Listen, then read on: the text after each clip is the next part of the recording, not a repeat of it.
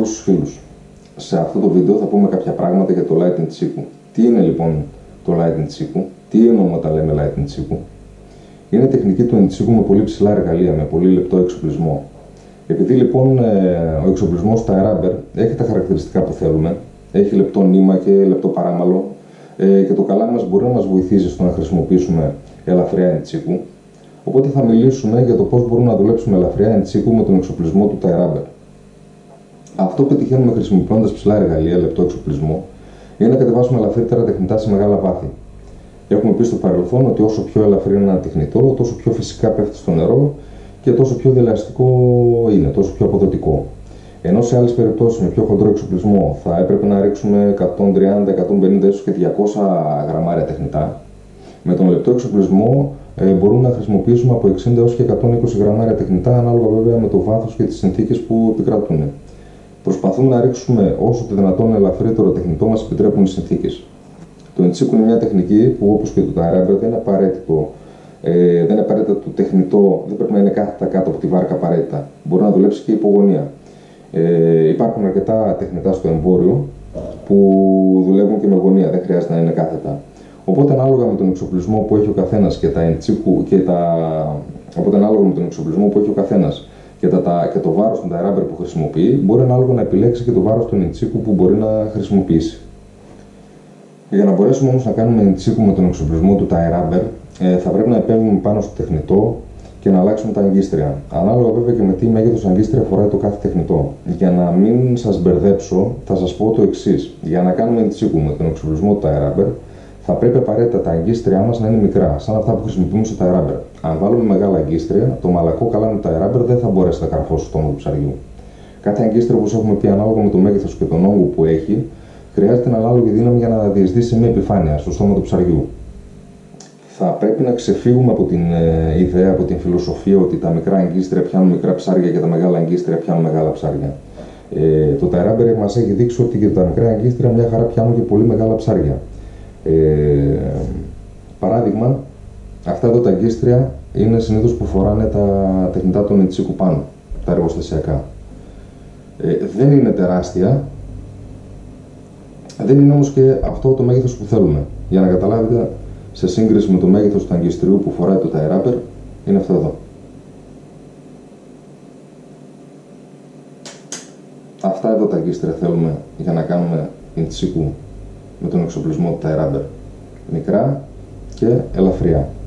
Η επιλογή των αγκιστριών γίνεται κατά κύριο λόγο βάσει του εξοπλισμού μας. Αυτός ο σωστός συνδυασμός εξοπλισμού και αγκιστριών είναι που θα κάνει τη διαφορά. Θα μας ανεβάσει το ποσοστό συλλήψεων έναντι του ποσοστού ξεψαρισμάτων.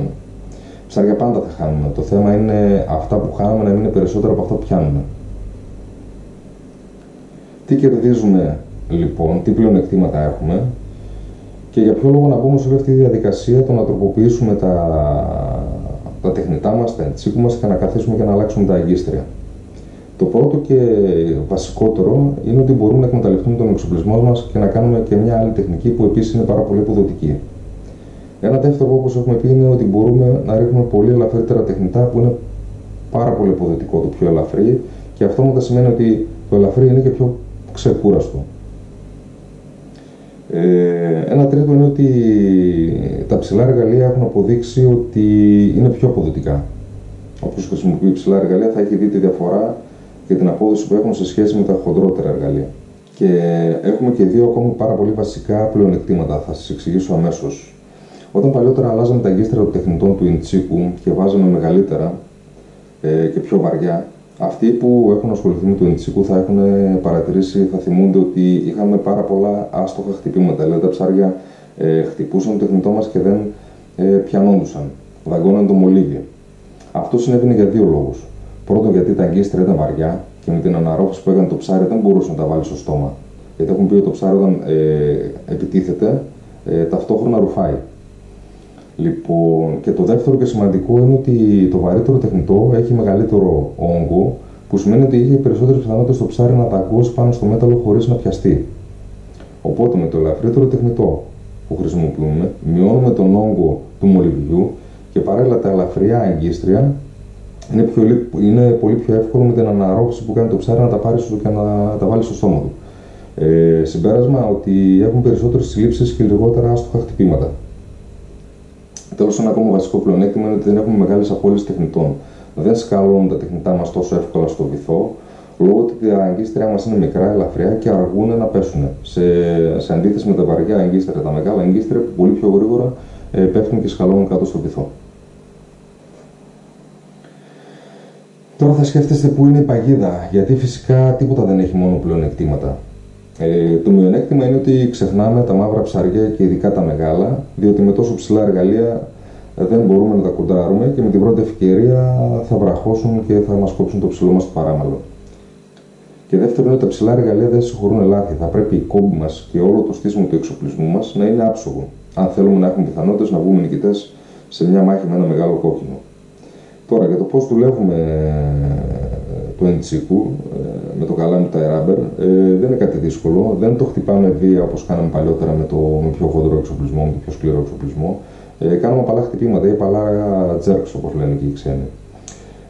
Στα βίντεο συνήθως αφήνω κάποιο χρόνο στην αρχή να παίξει, για αυτό το λόγο, για να φαίνεται το πώς χρησιμοποιώ το κάθε τεχνητό.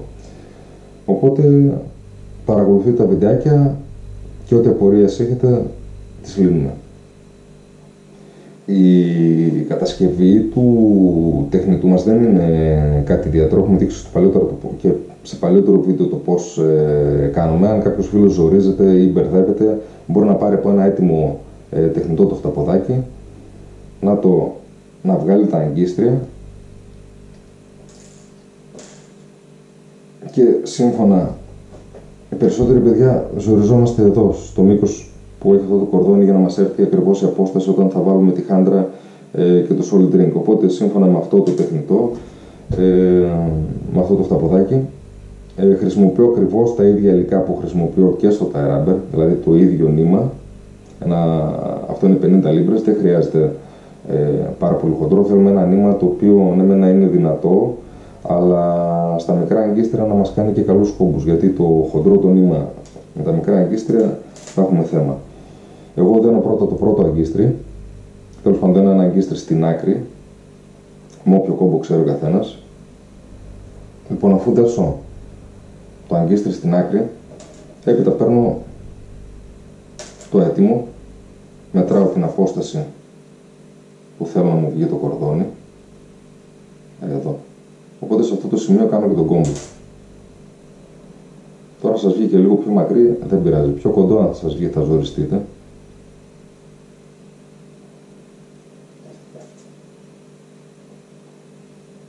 Εδώ βλέπετε, εδώ δεν θα έχω θέμα. Θα έρθει ακριβώς. Σε αυτό το σημείο, αφού έχω δέσει κόβω το νήμα, το επόμενο αγκίστρι. Με τον ίδιο τρόπο, στο τελείωμα του πρώτου αγκίστριου, θα κάνουμε τον κόβο μας και κατά το σφίξιμο θα πάει το αγκίστρι πιο κάτω και θα έρθει εκεί που θέλουμε. Έτοιμο. Παιδιά, έχουμε πει πάντα και το τονίζω σχεδόν σε κάθε βίντεο, στα αγκίστρα που δένουμε με νήμα, καλό είναι να βάζουμε κόλλα στους κόμπους, γιατί το νήμα έχει την τάση μέσα στο νερό να φουσκώνει και θα λυθεί πολύ πιο εύκολα ο κόμπος. Οπότε με λίγη κόλλα το ασφαλίζουμε. Τώρα, από τη στιγμή που έχουμε ετοιμάσει το assist, είτε παίρνουμε το ίδιο χταποδάκι και βάζουμε, είτε χρησιμοποιούμε κάποιο άλλο με τον ίδιο τρόπο.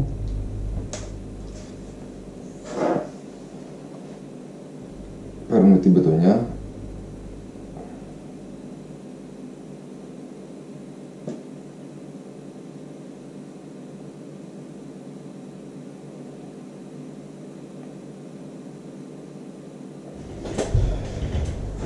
Περνάμε τη χάντρα και από εκεί πέρα είτε αυτό το χταπόδι, το χταποδάκι, είτε κάποιο άλλο.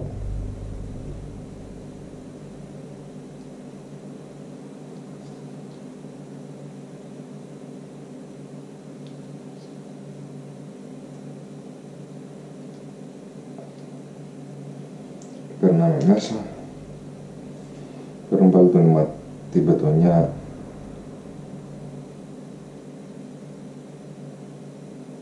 για να περάσουμε τη χάντρα.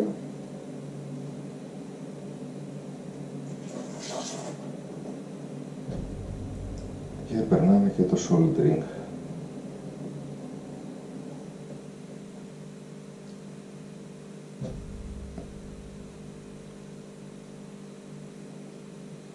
Και το χταποδάκι μας είναι έτοιμο.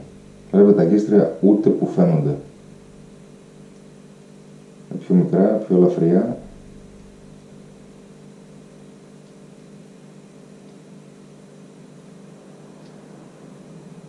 Τώρα, αν το εντσίκου μας είναι σε αυτό το στυλ ή σε αυτό το στυλ τέλος πάντων, περνάμε το solid ring μέσα στο split ring.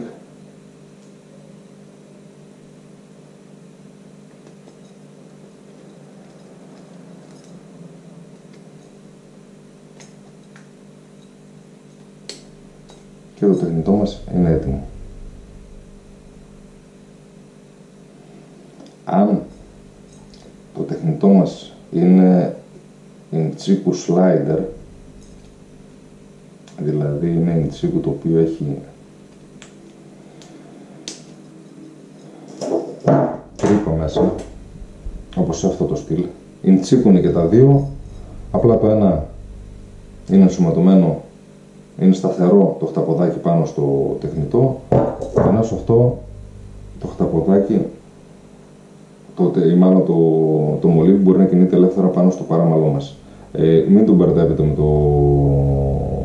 τα air rubber. Άλλο σχήμα έχουν τα τεχνητά του air rubber, άλλο σχήμα έχουν τα τεχνητά του εντσίκου. Slider είναι και τα δύο, δηλαδή μπορεί να κινείται το μολύβι μας ελεύθερα πάνω στο παράμαλο. Σε επόμενο βίντεο θα πούμε για ποιο λόγο γίνανε τα slider, για ποιο λόγο έγινε η τρύπα στα τεχνητά και στο tire rubber, το οποίο ξεκίνησε από το καμπούρα. Στην ουσία το tire rubber είναι καμπούρα, αλλά και γιατί έχει ξεκινήσει η τρύπα να γίνεται και στα τεχνητά των εντσίκου. Είναι ένα βίντεο ιδιαίτερο, ξέρω ότι πολλοί που θα το δείτε μπορεί να μην συμφωνήσετε, αλλά θα σας πω κάποια πράγματα που ισχύουν τη στιγμή που μιλάμε. Αυτά από εμένα σε αυτό το βίντεο. Ακολουθεί ένα βιντεάκι με κάποια ψαρέματα με τεχνική του Light Entsiku. Μείνετε συντονισμένοι, έρχονται και άλλα βίντεο.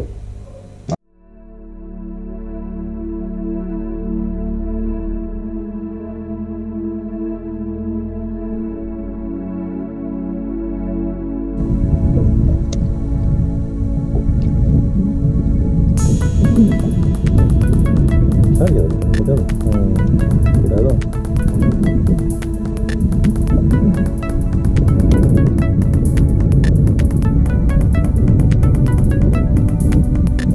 Μικρό δεν είναι, γελιά.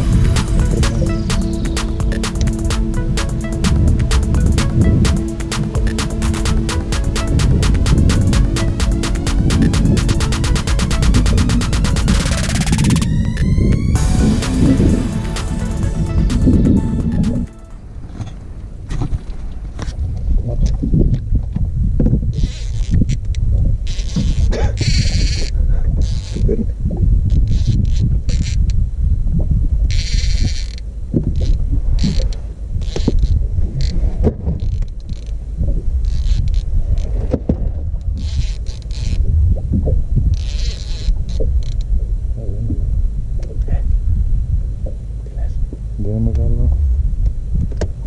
Χάλασε λοιπόν.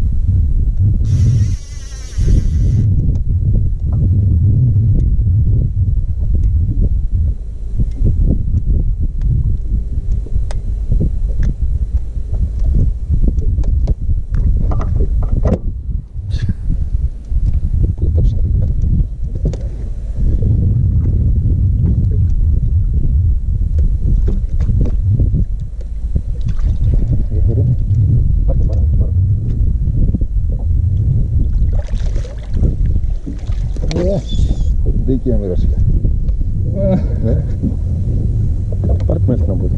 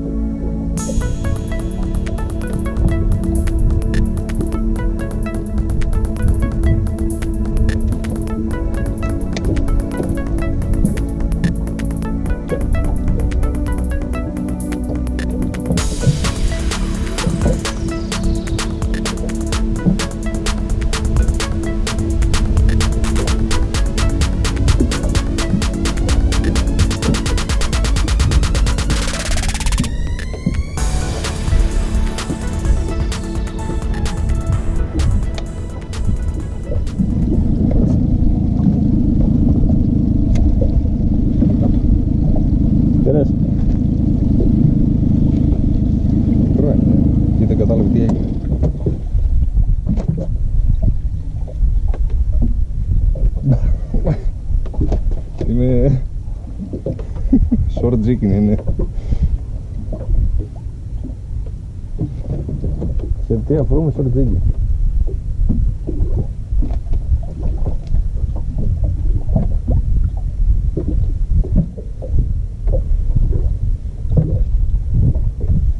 Περίεργο χτύπημα κάνει όμως.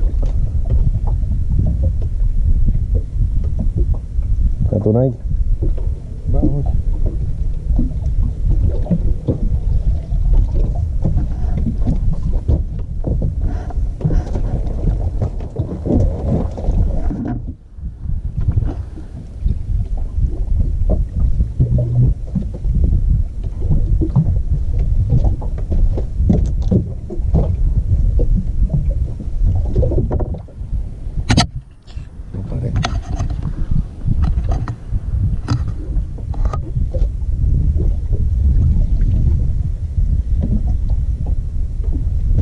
Cai rabbia, le fai? Τσίκου. Il tuo chi? Sì, facciamo.